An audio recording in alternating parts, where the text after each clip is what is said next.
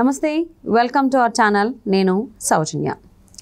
YS Sunitha Kadapa ప్రజలందరికీ కూడా క్షమాపణ చెప్పారు, కంటతడి కూడా పెట్టుకున్నారు. ఏం జరిగింది? అలా కంటతడి పెట్టడానికి కారణాలు ఏంటి?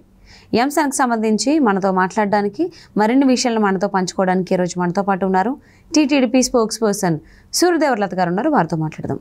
నమస్తే లత గారు. నమస్తే సౌజన్య. వైఎస్ సునీత గారు కంటతడి పెట్టుకున్నారు.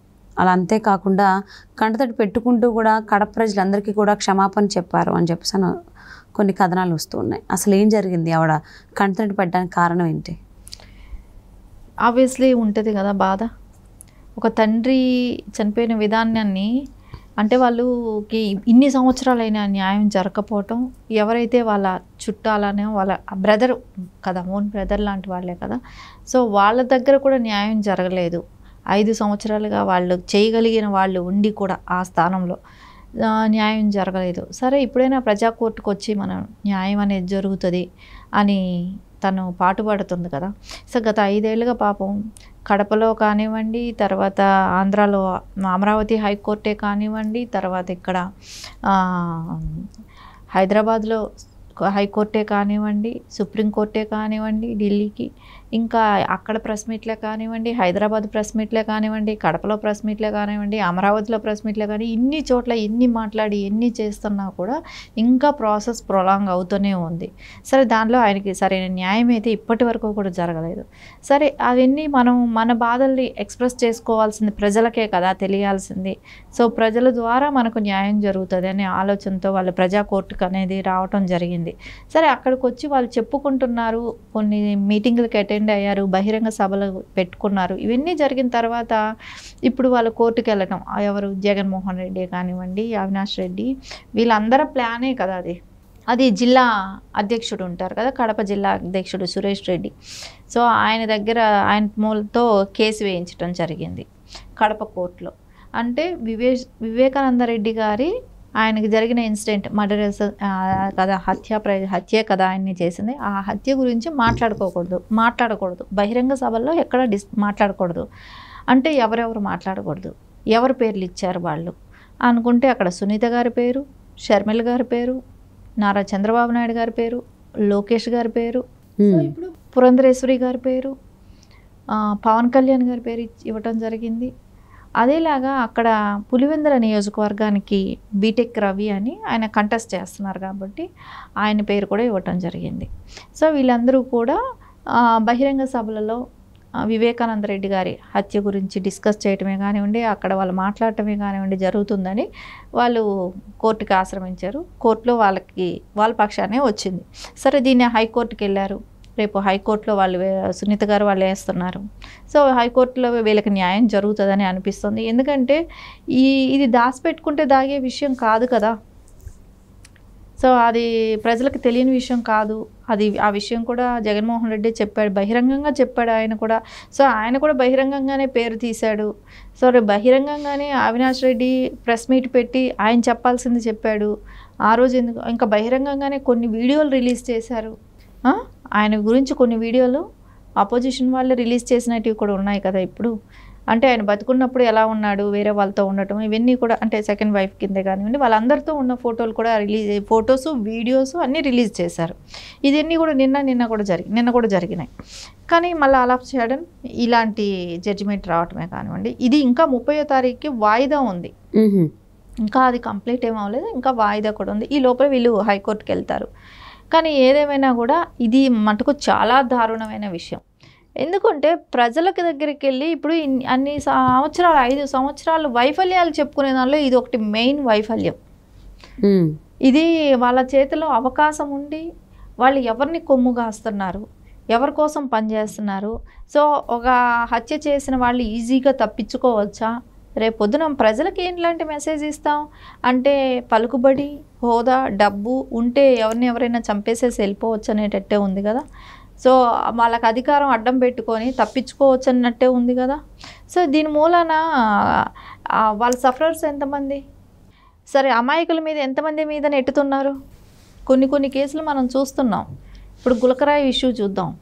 సో అది అమాయకులైన పిల్లల మీద 307 పెట్టి వాళ్ళకి అటెంప్ట్ టు మర్డర్ కింద వాళ్ళ కేసు బుక్ చేసి వాళ్ళ భవిష్యత్తు ఎంత పాడైపోయింది. సో ఇట్లాంటివన్నీ చూస్తుంటే అధికార దాహమే కానివ్వండి, అధికారం అడ్డం పెట్టుకోవటమే కానివ్వండి, వీటన్నిటి మూలాన ఇబ్బంది పడే వాళ్ళు కొంతమంది ఉంటున్నారు. సో దాని మూలానే కోర్టున రేపు పొద్దున ఇది ప్రజా కోర్టుకి వెళ్ళాలి. సో ఇలాంటి ఇష్యూస్ అన్నీ డిస్కస్ జరగాలి.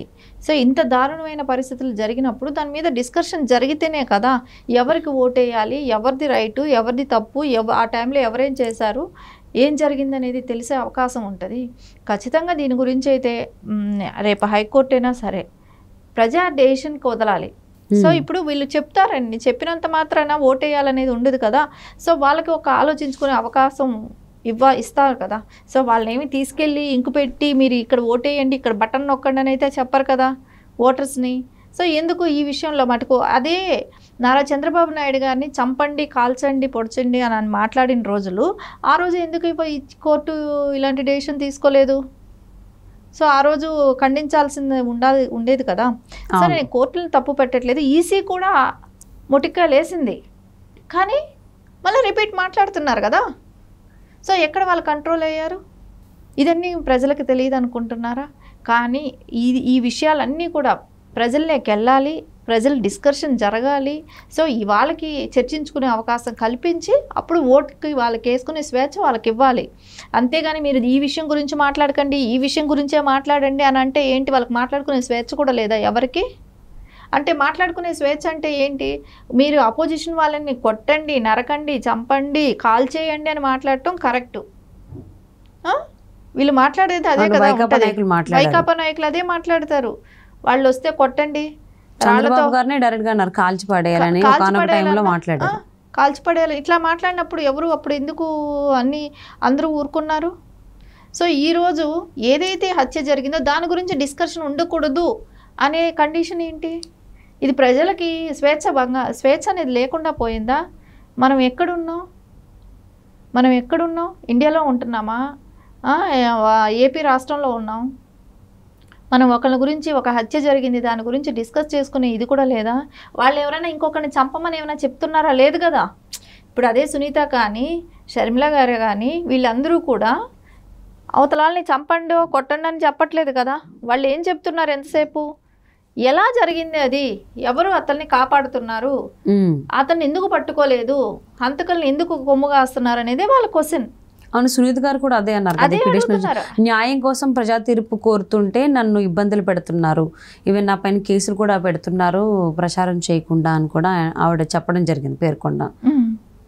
ఖచ్చితంగా దాన్ని వాళ్ళు ఎందుకు ఖండిస్తున్నారు? వాళ్ళకి స్వేచ్ఛ లేదా? ఇప్పుడు నారా చంద్రబాబు నాయుడు గారు భయపడుతున్నారా వివేకానంద హత్యకు సంబంధించి? ఎందుకంటే ఇన్వాల్వ్మెంట్ ఉన్నాళ్ళే భయపడతారు. ఇన్వాల్వ్మెంట్ ఉన్నాళ్ళే దాని జోలికి వెళ్ళకూడదు, దాని మూలాన మనకు నష్టం జరుగుతుంది, మన పార్టీకి నష్టం జరుగుతుంది అని అనుకొని వాళ్ళు భయపడుతూ దాన్ని ఆ డిస్కషన్ రాకుండా ఎలక్షన్ క్యాంపెయిన్కి వెళ్దామని అనుకుంటున్నారు. కానీ అది ప్రజలకి ఇప్పుడు ఎన్ని కోర్టుల దగ్గరికి వెళ్ళి మీరు ఏమి చేసినా కూడా ప్రజల దృష్టిలో అయితే కాదనలేము కదా. ఇప్పుడు కడప జిల్లాలో తీసుకుంటే వివేకానంద రెడ్డి గారును రాజశేఖర్ రెడ్డి గారు లేనిది కడప జిల్లాలో అందరికీ తెలిసిన వ్యక్తులు. సో ఆయన విషయం ఎలా జరిగిందనేది ప్రజలు నలుగురు కూర్చొని మాట్లాడుకున్నప్పుడు, అంటే సునీత గారు చెప్పినా చెప్పకపోయినా కూడా ఆ డిస్కషన్ ప్రజల్లోకి నడిచిపోతుంది. కాకపోతే వీళ్ళని ఎందుకు కంట్రోల్ చేస్తున్నారు? సరే వాళ్ళు వాళ్ళ తండ్రి గురించి వాళ్ళకు చెప్పుకునే హక్కు లేదా అనేది అయితే ఖచ్చితంగా మనకు అనిపిస్తుంది కదా. ఇప్పుడు ఆ కుటుంబంలో జరిగింది కాబట్టి కూతురుగా తనకు ఆ బాధ్యత ఉంటుంది కాబట్టి ఏం జరిగింది, ఎలా జరిగింది అనేది అయితే ఖచ్చితంగా తన ప్రజలకందరికీ తెలియపరచాలని అనుకుంటుంది కాబట్టి తనకు అవకాశం కల్పించండి. అది వివేకానంద హత్యకు సంబంధించి ఈ అంశాన్ని కొంతమంది బయటికి తీయద్దు అని చెప్పేసి వైకాపా వాళ్ళు కోర్టులో పిటిషన్ వేయడం జరిగింది. సో దానికి సంబంధించి తీర్పు దానికి సంబంధించి అంటే సవాల్ చేస్తూ సునీత హైకోర్టు కూడా వెళ్ళబోతున్నారని తెలుస్తోంది. సో ఏం చేస్తుంది హైకోర్టు, ఎటువంటి తీర్పిస్తుందో చూద్దామండి. థ్యాంక్ యూ సో మచ్ లత గారు. Thank you.